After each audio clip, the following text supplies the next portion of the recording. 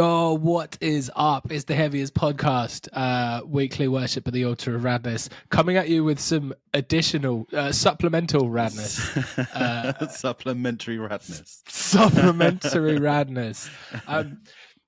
Usually we talk about incredibly cool underground bands that would make your nan throw up. Today we're going to do the absolute opposite. Might make your nan throw up for completely different reasons. Yes, she might be wearing those parsnips either way. Yeah, if you've not checked us out before, we usually do talk about cool music. But this week we're going to talk about something slightly different. We decided to convene to discuss this new Linkin Park album. So yeah, Linkin Park, legendary new metal band come rock band in their kind of later years, or whatever the fuck One More Light was. Obviously, this is the first album that they've released since the passing of Chester Bennington in 2017, and it features their controversial new lead singer, Emily Armstrong. I'm sure you all know all about the whole Scientology / hide from that 70s show / mate from at the drive-in stuff.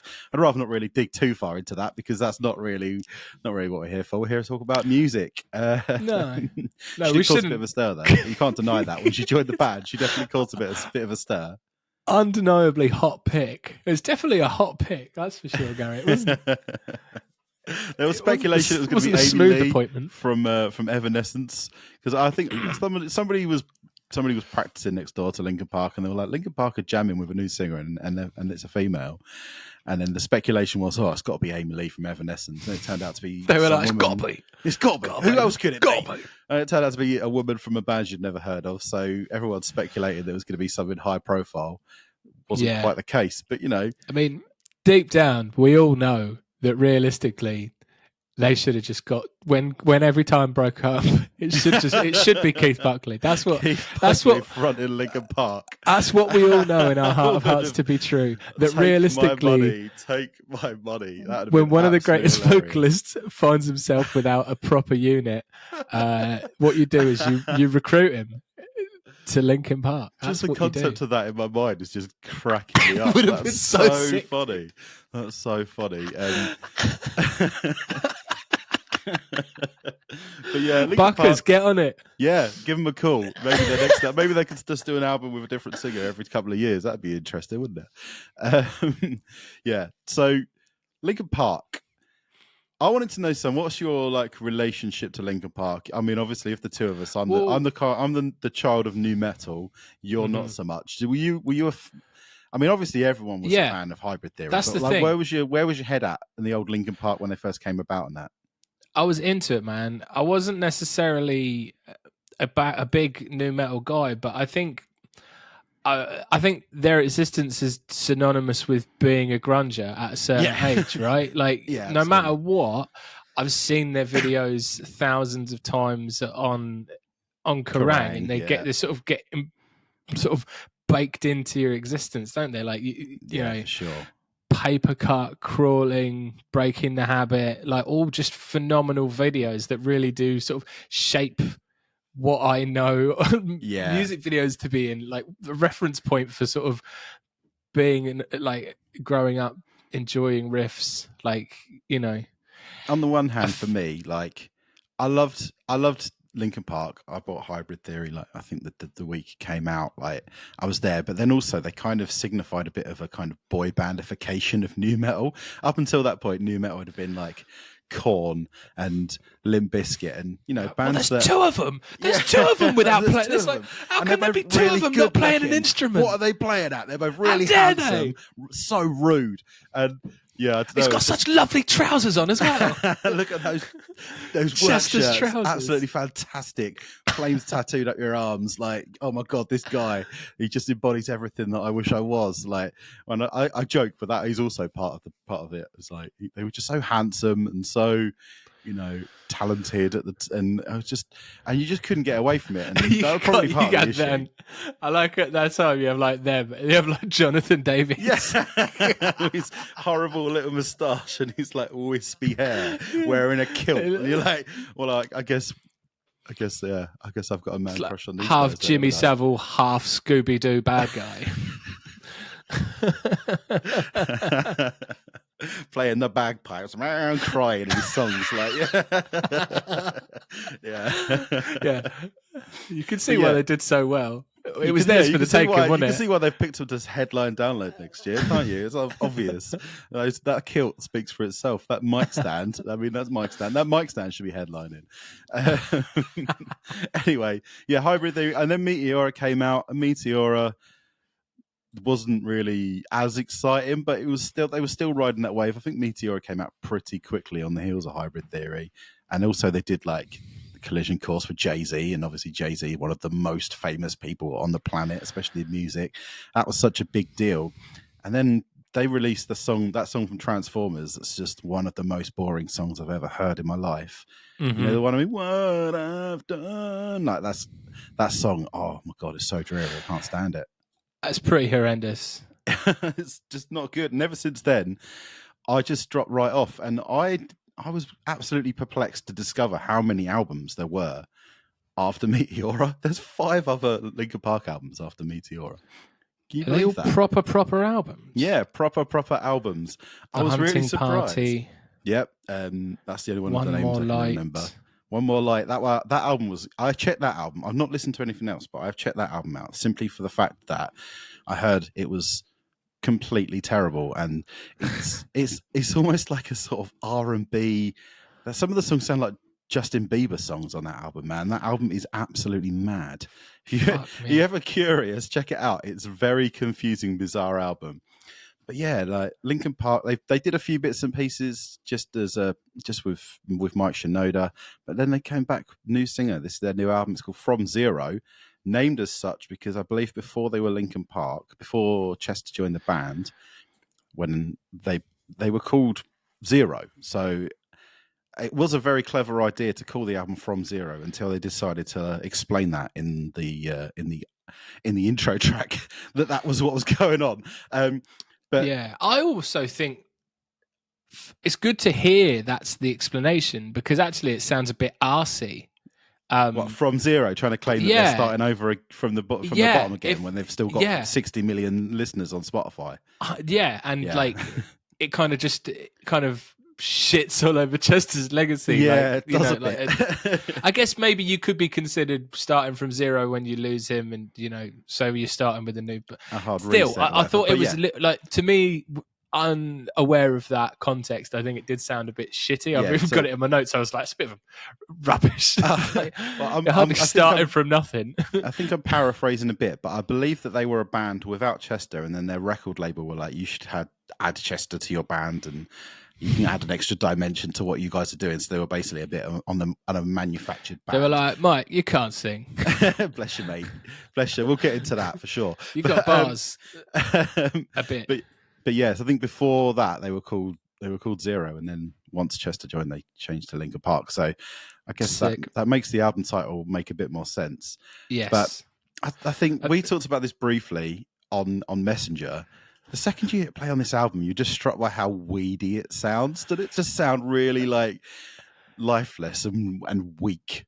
It's produced like an album by the Pigeon Detectives from 2004. It's horrendous. It sounds like pop rock radio nonsense that should be on Radio 1's Big Weekend, in the middle of 2000s. It sounds like there's just nothing.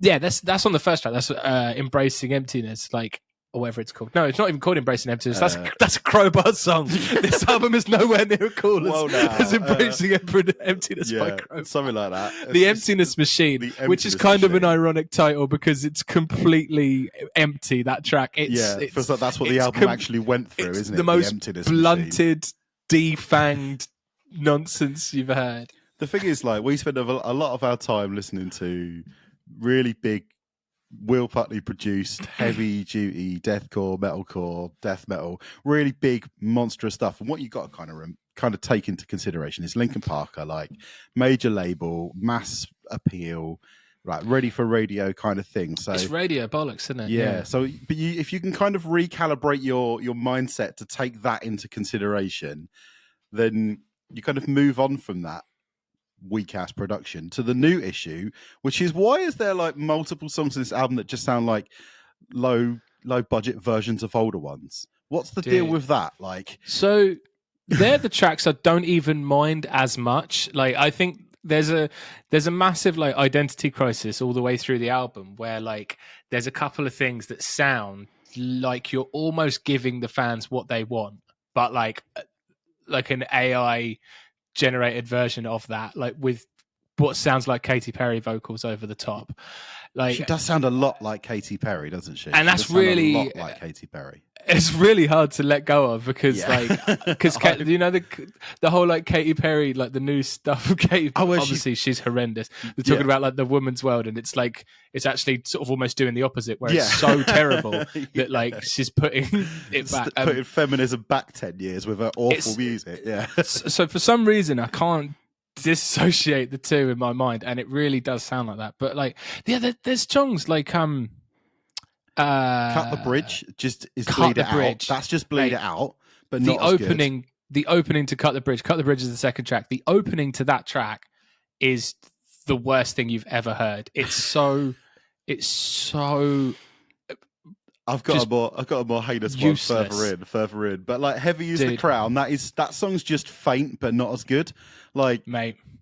And there's annoyingly, so there's bits in this record where they give people what you actually would want as a Linkin Park fan. Like, so Heavy Is the Crown, like there's that track almost justifies the presence of a DJ on it, right? I don't think anything else to almost. He didn't show up, might as well not exist. Joe Hart, he's just not there. Literally is not there, or they've turned him right down. But like, there's a cool bit in that track where like she does this really long, massive scream that's like huge. It's absolutely like on par with like any vocal that that somebody awesome would have delivered. It's massive and long, drawn out, and you go, oh, cool. She's like good if you give her heavy stuff to do. And when then, she screams, she's or I like the sound of her when she screams. Honestly, she's good. So you've got these like tracks that sound like pop rock Katy Perry radio nonsense. You've got tracks that sound like Linkin Park cover tracks, and weirdly, as like a bone being thrown to people that listen to hardcore, you're gonna talk about Casualty. Casualty comes out. It's like a track. I'm baffled by it. Like Casualty's legit, I should genuinely appreciate it, right, bro? It's mad. It's like a little hardcore song. It's like a bouncy little DB banger, and like in the middle of this, just confusing. It's such a mind fuck. Honestly, I thought Casualty was legit. Like, I thought it was hilarious. I don't think Linkin Park have ever done a song that doesn't have any clean vocals in it at all. Like, that's got to be a first thing. I was really surprised by Casualty, but the moment on the record, there's a couple of moments on the record that just blow my mind. Two-Faced is just one step closer, right? It's exactly the same, but apart from the breakdown, instead of saying shut up when I'm talking to you, this time she says stop yelling at me, like it's the opposite way around. But that song is just one step closer. It has all exactly the same beats. It's just got a slightly different riff. And One Step Closer is one of the biggest like rock metal songs of the last 30 years. Why would you try and make a not quite as good version of it? I don't get it. That's one of the few points on the record as well where you get like it's actually got a distorted guitar, like actually has a bit of a new metal sort of bouncy riff in the back of it, like which is kind of largely absent throughout the thing. Yeah, and you've got riffs, you've got bars, like Mike's spitting bars, like it's almost a good track, but like you say, it is basically like there are things in here that are total bangers, and weirdly, right, Overflow.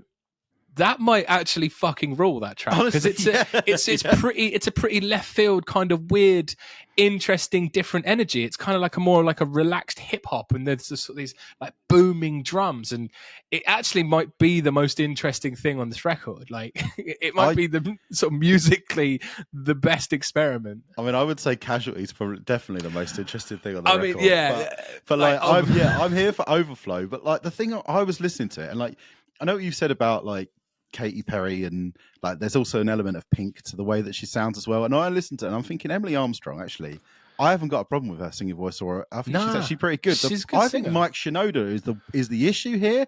Like he is doing these bits where he sounds like he's in a pop punk band. He sounds like he's a member of 21 Pilots in a lot of what he's doing. And I remember Mike Shinoda had bars like in the day when it was a load of like really weak like dudes who shouldn't be rapping trying to rap in the highlights of the era of new metal. And I'm including Fred Durst in that, and that's as a lifelong Limp Bizkit fan. Mike Shinoda actually had bars, and he could rap really well. And I just hear him on this record. I'm just like, dude, what are you doing? Like, it just doesn't sound good to me. And he's just really, I don't know. I just don't like that sort of pop punky inflection that he keeps throwing onto his voice in a bunch of tracks, particularly Stained. That's the one that really, really is the most heinous example of it. Stained is complete and utter total dog shit. Stained is the worst thing I've ever fucking heard. It sounds like a fucking Love Island soundtrack. It's bollocks like Love Island music. I definitely don't listen to One More Light then, because that will really upset you.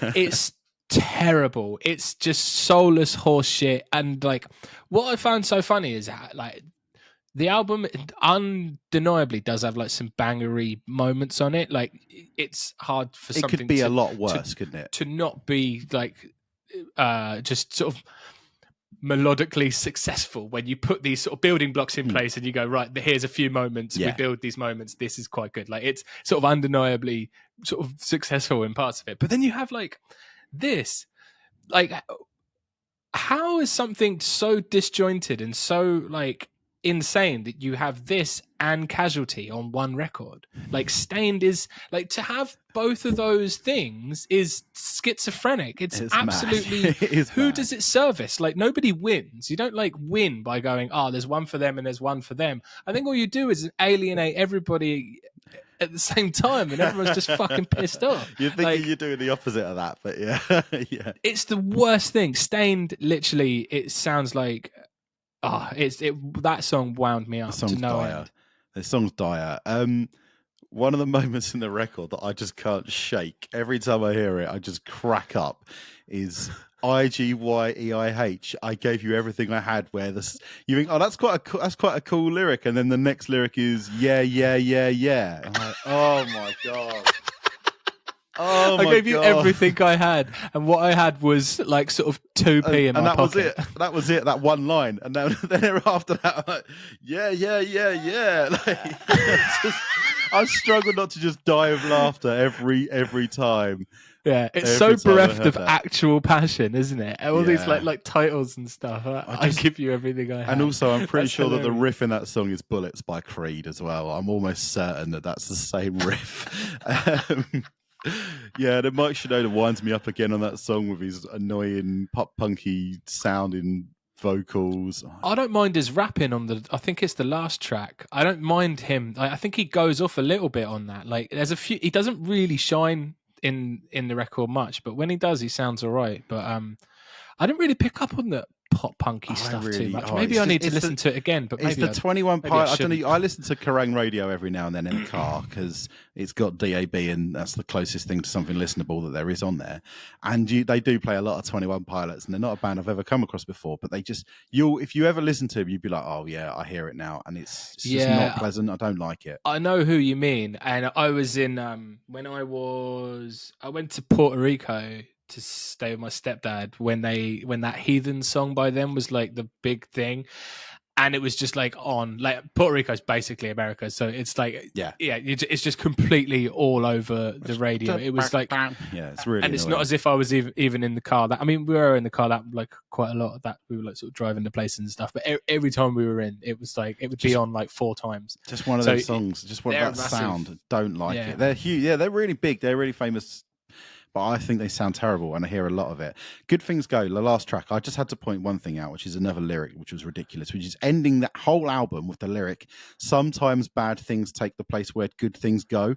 That's like such a ridiculous thing to do when you're replacing a singer who was so iconic and who so many people absolutely adored, and who, died in tragic circumstances, and then you turn around and you say a lyric basically saying, yeah, I'm not as good as him, and And everyone's, well, what's the point then? Like, it just, that last, and that's literally the last line in the whole album. She says it, and I'm just like, yeah, that was a weird thing to do. Like, that's a funny like dismount. You literally you scuff that dismount. Yeah.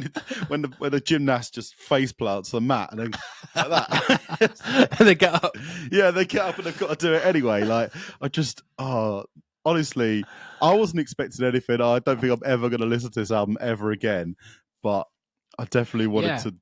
I wanted to. When you mentioned like let's chat about it, I was like, yeah, I want to, because I think it's quite funny because I think we're overly. I think we come across overly positive in the things that we cover because we genuinely only cover things that we're actually interested in. There's about 50 good records.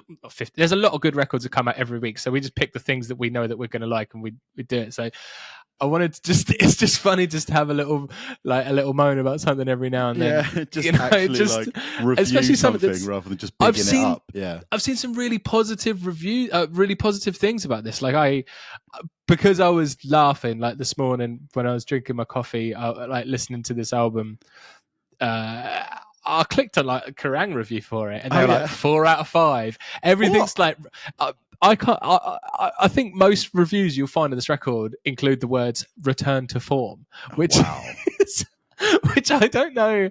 I mean, well, how many? There's no other albums since Chester, so like, what the fuck is going on? If you would go to the last record that they did with Chester, which is the one I've been alluding to a few times, it is so bad that I think you can't really argue this is a return to form for the band, right? But it's the ultimate 2.5 out of 5 mid as hell kind of album. This really, it's just the double B. There's just nothing. Just nothing there. It's. I put a thing up, which is a banger. I put a story up. I wanted to hear what people were saying. So a couple of people like it, think personally it's okay, and find that hating it is the cool thing to do rather than have an objective opinion. And that's why I like to think we've formulated an objective opinion here. I think so. Yeah. I think so. I like to think so. Just shit. I mean, I think we've broken down quite clearly how much of a phenomenal failure it is.